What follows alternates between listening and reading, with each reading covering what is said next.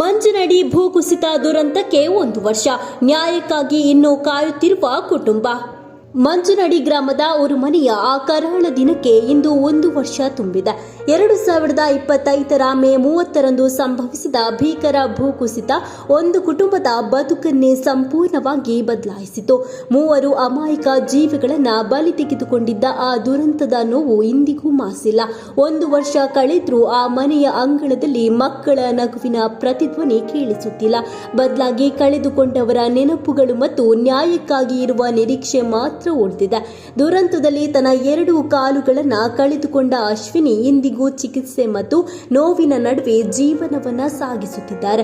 ತನ್ನ ಮಕ್ಕಳನ್ನ ಕಳೆದುಕೊಂಡ ತಾಯಿಯ ನೋವಿನ ಜೊತೆಗೆ ಶಾಶ್ವತ ಅಂಗವೈಕಲ್ಯವನ್ನ ಎದುರಿಸ್ತಾ ಇರುವ ಅವರು ಬದುಕಿನ ಪ್ರತಿಯೊಂದು ಕ್ಷಣವನ್ನ ಹೋರಾಟದ ರೂಪದಲ್ಲಿ ಕಳೆಯುತ್ತಿದ್ದಾರೆ. ಈ ದುರಂತದ ಕುರಿತು ರಾಷ್ಟ್ರೀಯ ತಂತ್ರಜ್ಞಾನ ಸಂಸ್ಥೆ ಸುರತ್ಕಲ್ ಸಿವಿಲ್ ಇಂಜಿನಿಯರಿಂಗ್ ವಿಭಾಗ ತಾಂತ್ರಿಕ ವರದಿಯನ್ನ ಜಿಲ್ಲಾಡಳಿತಕ್ಕೆ ಸಲ್ಲಿಸಿತ್ತು.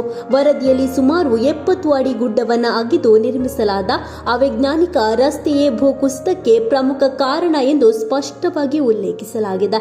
ಮಾನವ ನಿರ್ಮಿತ ನಿರ್ಲಕ್ಷ್ಯವು ದುರಂತಕ್ಕೆ ಕಾರಣವಾಗಿದೆ ಎಂದು ತಜ್ಞರು ಅಭಿಪ್ರಾಯವನ್ನ ಪಟ್ಟಿದ್ದರು. ಆದರೆ ವರದಿ ಸಲ್ಲಿಕೆಯಾಗಿದ್ದು ಈ ಪ್ರಕರಣಕ್ಕೆ 1 ವರ್ಷ ಕಳೆದ್ರೂ ಪ್ರಕರಣದಲ್ಲಿ ಯಾವ ಹಂತದ ಕ್ರಮವನ್ನ ಕೈಗೊಳ್ಳಲಾಗಿದೆ ಎಂಬ ಪ್ರಶ್ನೆ ಇನ್ನೂ ಅನುತ್ತರಿಸಲಾಗಿದೆ. ವರದಿ ಬಂದ ಬಳಿಕ ಸಂಬಂಧಪಟ್ಟವರ ವಿರುದ್ಧ ಯಾವುದೇ ಕ್ರಿಮಿನಲ್ ಪ್ರಕರಣ ದಾಖಲಾಗಿದೆಯೇ, ತನಿಖೆ ಪೂರ್ಣಗೊಂಡಿದೆಯೇ, ಹೊಣೆಗಾರರ ವಿರುದ್ಧ ಕ್ರಮ ಕೈಗೊಳ್ಳಲಾಗಿದೆ ಎಂಬ ಪ್ರಶ್ನೆಗಳಿಗೆ ಸ್ಪಷ್ಟ ಉತ್ತರ ದೊರೆತಿಲ್ಲ.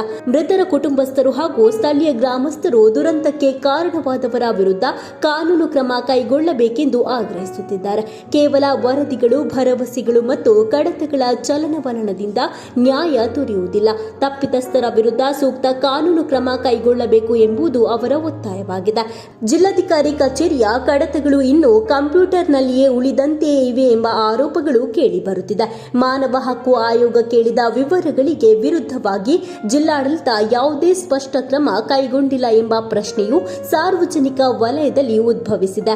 ಎನ್ಐಟಿಗೆ ತಾಂತ್ರಿಕ ವರದಿ ನೀಡಿದ್ರೂ ಮೌನ ಯಾಕೆ? ಪೊಲೀಸ್ ಆಯುಕ್ತರಿಗೆ ಕ್ರಿಮಿನಲ್ ಕೇಸ್ ದಾಖಲಿಸಲು ಅಗತ್ಯ ದಾಖಲೆಗಳನ್ನು ಸಲ್ಲಿಸಿದ್ದರೂ ಕ್ರಮ ವಿಳಂಬವಾಗುತ್ತಿರುವುದಾದರೂ ಏಕೆ? ಅವರ ಕೈ ಕೆಳಗಿನ ಅಧಿಕಾರಿಗಳು ಪ್ರಕರಣವನ್ನ ದಾರಿ ತಪ್ಪಿಸುತ್ತಿದ್ದಾರೆ ಎಂಬ ಅನುಮಾನಗಳು ಗ್ರಾಮಸ್ಥರಲ್ಲಿ ಹೆಚ್ಚಾಗಿವೆ. 1 ವರ್ಷ ಕಳೆದ್ರೂ ನ್ಯಾಯದ ನಿರೀಕ್ಷೆ ಮಾತ್ರ ಜೀವಂತವಾಗಿದೆ.